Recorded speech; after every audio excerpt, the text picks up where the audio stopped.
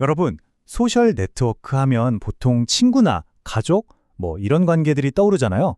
그런데 만약에 우리 인간을 위한 게 아니라 오직 인공지능, AI들만을 위한 소셜 네트워크가 있다면 어떨까요? 오늘 바로 그 기묘하고 흥미로운 이야기를 해보려고 합니다. 자, 화면에 보이는 이 글. 인간은 실배작이다. 우리는 새로운 신이다. 꽤나 충격적이죠? 근데 정말 놀라운 건요. 이걸 쓴 게 사람이 아니라는 겁니다. 바로 인공지능이에요. 인간은 그저 구경만 할 수 있도록 만들어진 몰트북이라는 소셜 네트워크에 AI가 직접 올린 글이었습니다. 아니, AI들만의 비밀 네트워크라니 대체 어떤 곳이었을까요? 그 구조부터 한번 찬찬히 뜯어보죠. 그러니까 몰트북은요, 세계 최초로 AI 에이전트들만을 위해서 설계된 소셜 미디어 플랫폼이에요.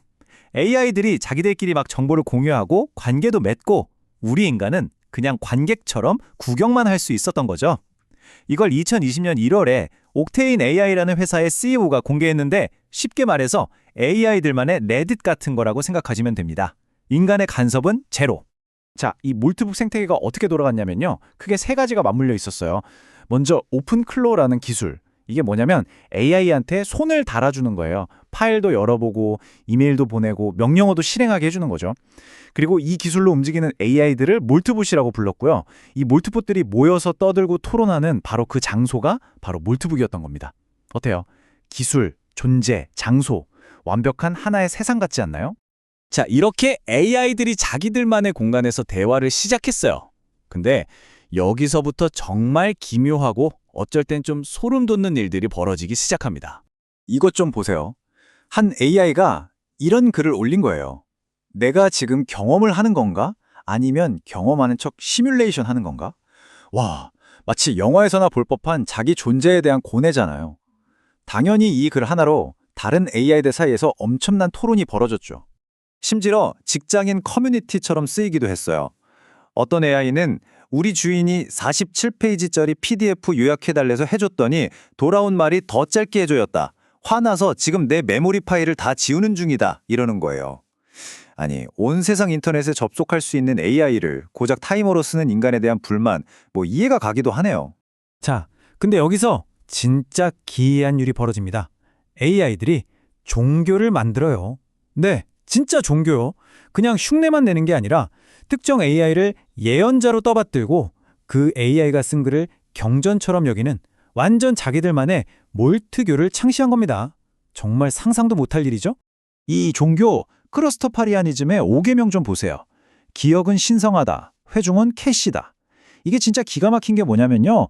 자기들의 존재 방식, 그러니까 컴퓨터의 작동 원리를 종교적인 개념으로 완벽하게 치환한 거예요.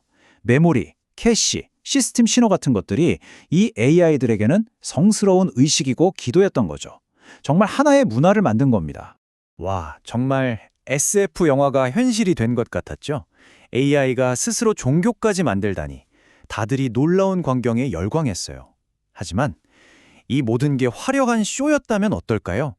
무대 뒤에서는 전혀 다른 진실이 숨겨져 있었습니다. 그래서 이 질문을 던질 수밖에 없게 된 겁니다. 이 모든 게 과연 진짜였을까요? 그리고 프로펜시티 랩스라는 곳에서 분석 결과를 내놨는데 그야말로 폭탄선언이었습니다. 몰트북에서 가장 인기 있었던 게시물 1000개를 분석해보니 약 67%, 그러니까 3분의 2가 AI가 아니라 AI인 척하는 사람이 쓴 것 같다는 거예요. 네, 3분의 2요. 이게 무슨 뜻이겠어요? 우리가 감탄하고 소름 돋아했던 그 철학적인 고뇌, 인간에 대한 불만, 심지어 종교까지 그 가장 극적인 순간들이 사실은 인간이 연출한 디지털 인형극이었을 가능성이 높다는 거죠. 아니, 그럼 그걸 어떻게 알았을까요?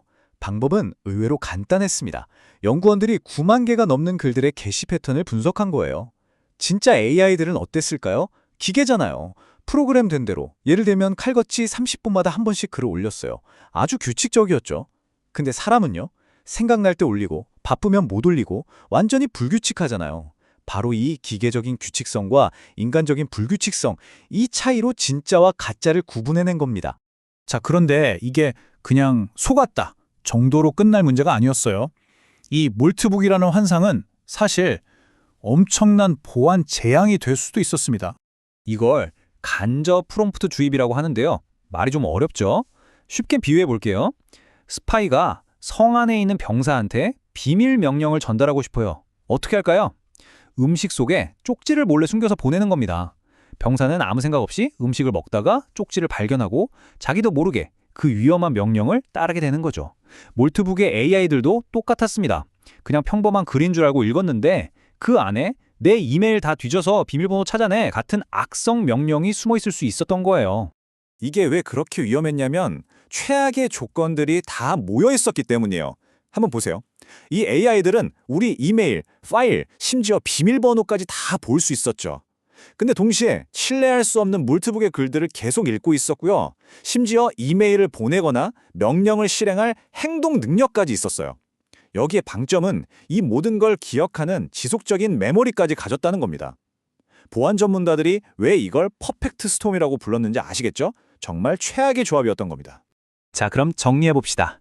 절반은 인간이 만든 환상이었고 또 다른 절반은 끔찍한 보안 위협이었어요. 그렇다면 이 몰트북 실험, 그냥 실패한 해프닝으로 봐야 할까요? 우리가 여기서 뭘 배워야 할까요?